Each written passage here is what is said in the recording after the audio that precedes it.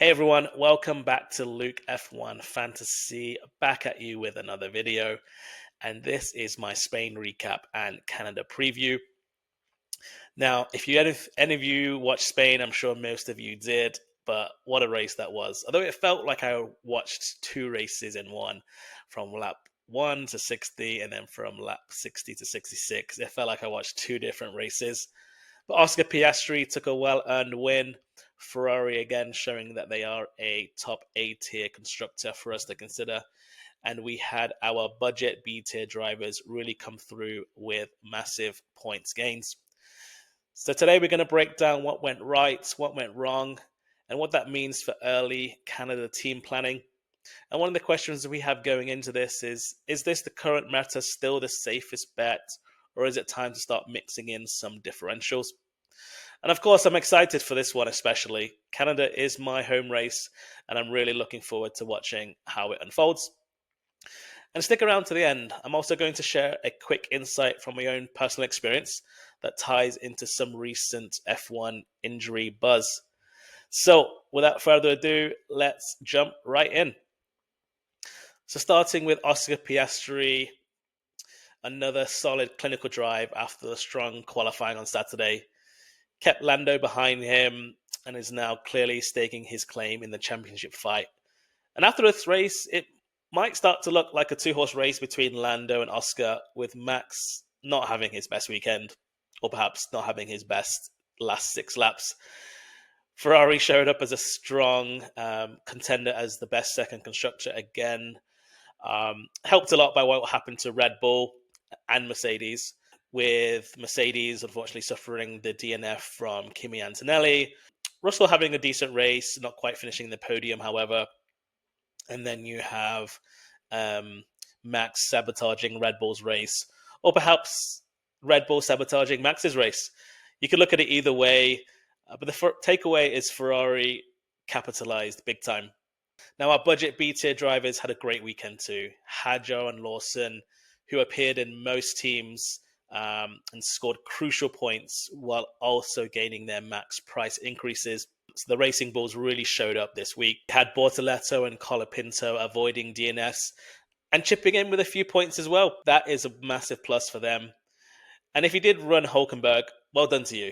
Like, he delivered a massive 32 points in the end, I believe it was, which has made a huge difference to some of your teams. So for those of you that have seen a surge in your rankings this week, I am pumped for you. You absolutely nailed it.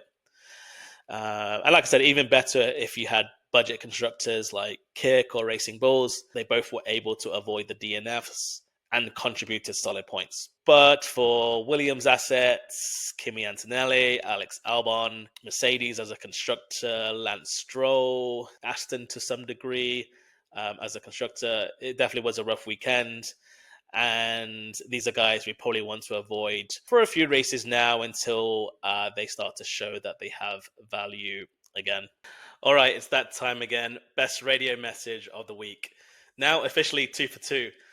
Seems like this might become a regular thing on my weekly review. So let me know in the comments if I should keep this going. But honestly, this week, it's hard to just pick one. So let's rewind to a familiar voice. Max Verstappen, back on the airwaves. If you caught last week's review, you'll remember him complaining that his brakes were from Monaco's 1972. Well, that throwback continued this weekend when Max really wasn't feeling the clutch and his race engineer, GP, cool as ever on the radio, dropped the line, yeah, it's from 1973. And Max, never one to lose a battle, fired back with, well, maybe 74. Honestly, if we keep going at this rate, I think we'll be in the 80s by Austria. But the real gems came after lap 60 once that safety car ducked back into the pits and things kicked off again. Let's talk tyre strategy or lack thereof. Red Bull decided to throw on those hard tyres for Max while the rest of the grid was diving onto softs. And Max knew, he knew his radio message. His radio message was, "What tyres are these?" And the reply, as dry and literal as it gets, "That's the hard tyre, Max." As if the bright white stripe didn't make that perfectly clear, it was giving rhetorical question, but they still answered it straight up to him. just when you thought the radio couldn't get any spicier, George Russell lit it up with a top tier live reaction after Max moves. What the? Yeah. A classic, absolutely made for the memes. Um, so yeah, no shortage of contenders this week, but if I had to crown a winner, maybe it is the 1970s gearbox drama, purely for the comedy and the callback to Monaco vintage Max. But a quick shout out to Rain Fantasy, who jumped on the radio fun over on X during the race. So, Rain, loving your energy, and thanks for contributing to the chaos and giving me a little bit of content for this video. So, much appreciated, my friend. So, looking ahead to Canada, the main meta team is coming into focus. If we take a look at the budget builder, we can see that Hulkenberg, Hadjar, Lawson, Colapinto, Bortoletto. These are all our main B-tier drivers that we want to be looking at for Canada. And a lot of these we already have in our teams, which is actually quite great because it doesn't mean we have to make too many transfers this week to try and squeeze these in. And look at these prices. Like, all of these guys are under 6.6 million. This meta team is really bringing in even teams that haven't been focusing on budget so far this year. They are still able to get into, ultimately the meta team for the week. So these assets are in the mix for most teams. If we were looking at this a little bit into more detail, perhaps we can take some stock from assets like Alonso. Again, he's at the 4.5 million. Had 14 points in Spain. Still has a bit of work to do to get price increases in Canada, needing another performance of a 14 or a 15. But after Canada, the minus 16 that he had from Monaco will drop off. That 14 points may go some ways to giving Alonso a good chance of increasing his value in the next race after Canada, which I believe is Austria. So Alonso stands to potentially see an increase in Austria. So if we are looking into Alonso as being someone to keep for a couple of weeks, he may not see a price increase this week. If the Aston Martin continues to show improvements for this upgrades, then that is someone that I'm going to keeping an eye on, meaning that I don't have to make a transfer after Canada. A couple of the disappointments on the B tiers was the two Haas drivers in Esteban Ocon and Oliver Behrman didn't really have anything to show for this weekend. And so, after this weekend, Ocon's 10 points from Monaco does drop off. These guys aren't looking like the best type of transfers in at this current rate, but obviously things can change after practices and how the week goes. But as of right now, they aren't really jumping off the page as someone that we would be looking to bring in. Sainz at 8.5 million now. He's getting closer and closer to his floor. It still might be another week till we see him bottom out at his floor. So maybe the better price point to getting in a Sainz is maybe when he's a bit closer to 8.3 or even like 8 million. But hopefully Williams will have a bit of a bounce back, and he might be someone that you consider. Outside of that, Gasly, Tsunoda, and Alex Albon, definitely not in my thoughts, at least for Canada. With Gasly and Tsunoda scoring double digits, though, in Spain, they might be someone that we could look to bring in Austria if they have another similar type of performance in Canada. So not people that I'll be looking to bring in, but just transfer ideas that we're looking ahead to. If we look into our A-tier drivers, Piastri, Leclerc looking like the top contenders for getting a maximum price increase of 0.3. Norris's numbers always seem to sort of fall into this sort of like high 30s number, which is really mainly achievable if he's able to get pole and the win plus a fastest lap, which is also very doable.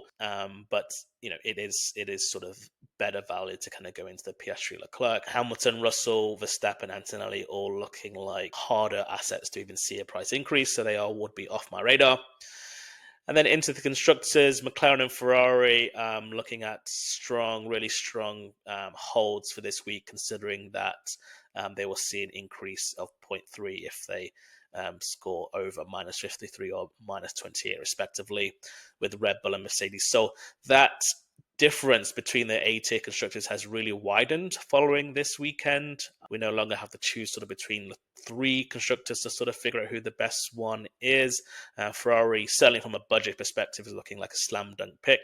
But again, we'll have to see if they can back it up on the track in practices as we get closer to the race weekend. And into the B tiers, we have Kick leading the way now with needing to see over minus 36 points for a 0.6, having scored a massive 52 points.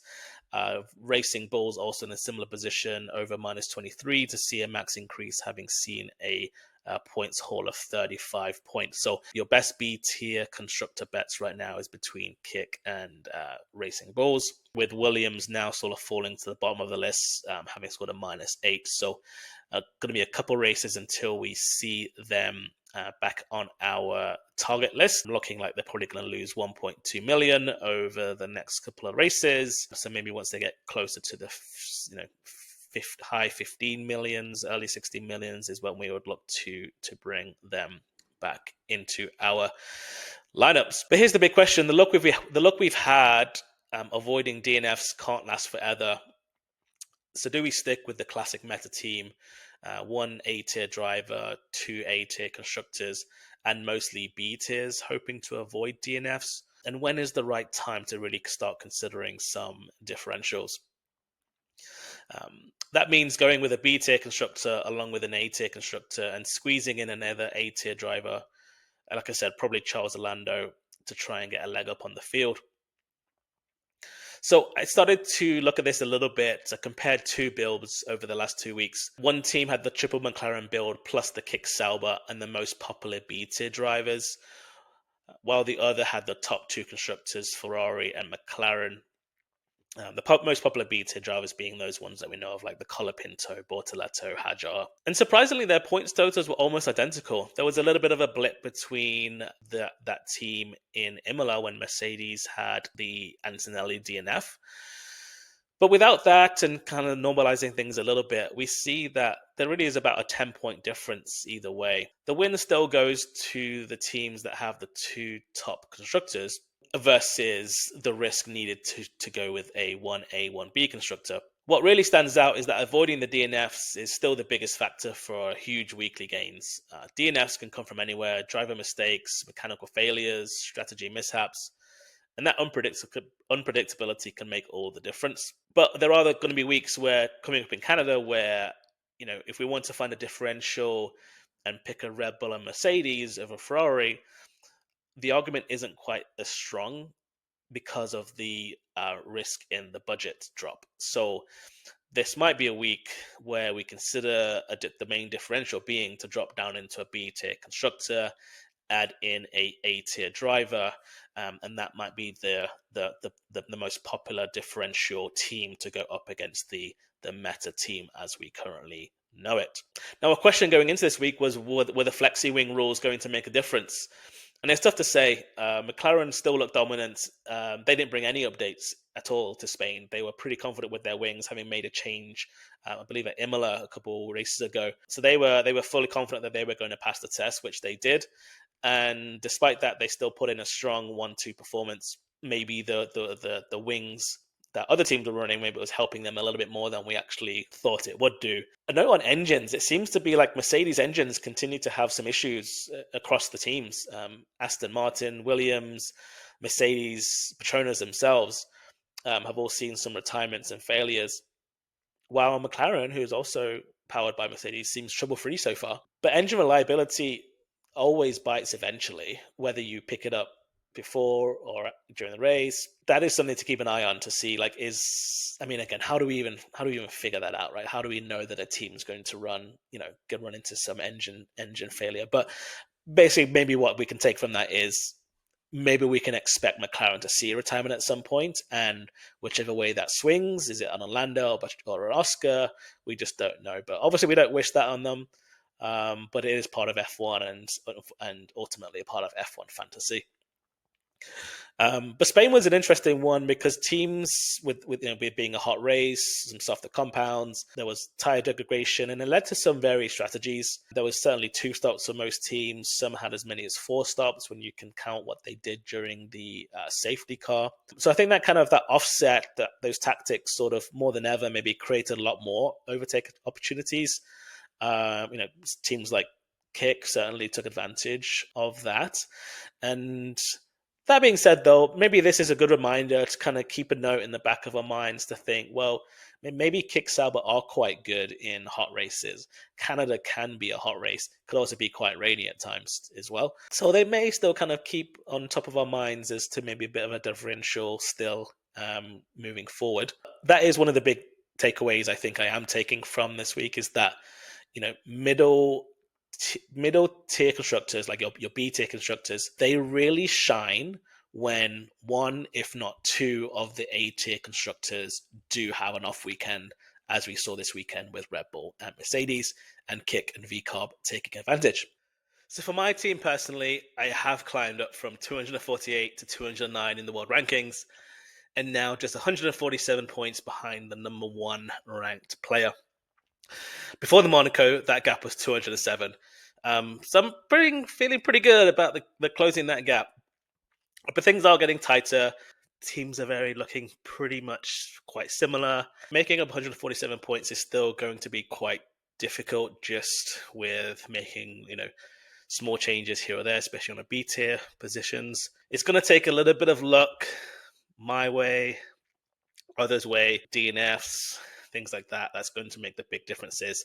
I still have the 3x to use, still have wildcard to use, still have autopilot to use. So it's all to play for because I'm still got 3 sprints as well. So I'm looking forward to kind of seeing how this team plans out. And my budget is now up to 150 million. And I was using the tools, the league analyzer tools on f1fantasytools.com. You can take a look at some of the top 500 teams there. You can filter by team ones and you can see their budget. So I still felt like 150 million was putting me at above average. Still a couple teams higher than me, but a lot of the teams were actually lower. So as the meta team shifts towards drivers like potentially Sainz or Antonelli, some that are a bit more expensive than our current budget B-tier drivers, I'm going to hope to jump on those early to see if I can make another huge climb. So taking a look at my league recap, we now are up to 44 teams in the league, which is awesome. Thanks to a lot of you for joining. And due to my really good 2 weeks, I have reclaimed top position in this league. So I really don't want to win my own league, so I hope that I can recruit some of you others in the top 500 to come and join the league if you're playing along. I'm leading from Slowpoke Racing by just over 14 points. So that has, I guess that's shown, I think I dropped down to like 5th or 6th in the league sort of before this triple header. So to kind of reclaim that league is, well, I guess that's a little bit of a flex, but here we are. And then just looking into this particular week and who took Rise Honors. So we have Team Poutine, that is Rhino Hashi taking top prize this week, who played his Limitless chip. I went with a team of Norris, Piastri, Verstappen, Russell, Hamilton, Ferrari, and McLaren. So well done to you for taking home the top prize in this week. And special shout out to Ryan, actually. Ryan, I see where you are in the league, because Ryan he is a friend of mine, and he didn't actually do his team until after qualifying in Australia. So he missed the points from there. So he's kind of like one session less than the most of us. Ryan's in the top 34 in our team with 1,886. So this is his first year playing fantasy F1. So shout out Ryan for your efforts so far. So going into some team selections then, like I said, the team makeup and the structure right now is pretty much set from Spain, especially, like I said, after looking at the budget builder. It's a solid makeup with Oscar, McLaren, Ferrari as our 3 A-tier assets. We have the racing bulls of Lawson and Hadjar, again, looking primed for big increases. And so it is coming down to Colapinto and Bortoleto as the sort of 2 that are at risk of being moving out of my team. So the simple, again, most simple, sort of obvious, really ones here at this point is taking out Colapinto and Bortoleto and potentially just mixing it up and going with a Fernando Alonso and the man of the moment, Nico Hulkenberg. All right, so before I wrap up, a quick bonus. There's been a lot of talk about Lance Stroll's wrist injury lately, and what I do in my personal life outside of YouTubing and creating F1 fancy content is I'm actually a physiotherapist. And I have 18 years of experience in the world of rehab and injuries and recoveries and everything to do with that. So I'm thinking about doing a video explaining wrist anatomy, common injuries, surgeries, recovery timelines, how the wrists are used in F1, what the demands are. So it's not going to be Lance Stroll specific because F1 is pretty secretive about injuries, and I really don't want to speculate on him and his situation in particular. But if you are interested in learning something practical, something new, something educational, something useful beyond just F1, I'm in two minds whether to put up on the channel or not. But if you're interested, drop a comment below, let me know, and that'll be something that I could potentially put together during this break week. But thanks again, guys, for watching. If you found this helpful, please like and subscribe. I do enjoy reading your comments as well. Let us know what your Canada team plans are, any questions that you have. And for those of you that are watching from Canada, drop your name in the comments as well. I'd love to connect. I'm from Calgary, so if you're in around the area, let me know. I'll be back with some more race cap strategy tips and maybe that wrist injury video if there's enough interest. Good luck with your teams, and may the DNF gods be ever in your favor. See you next time.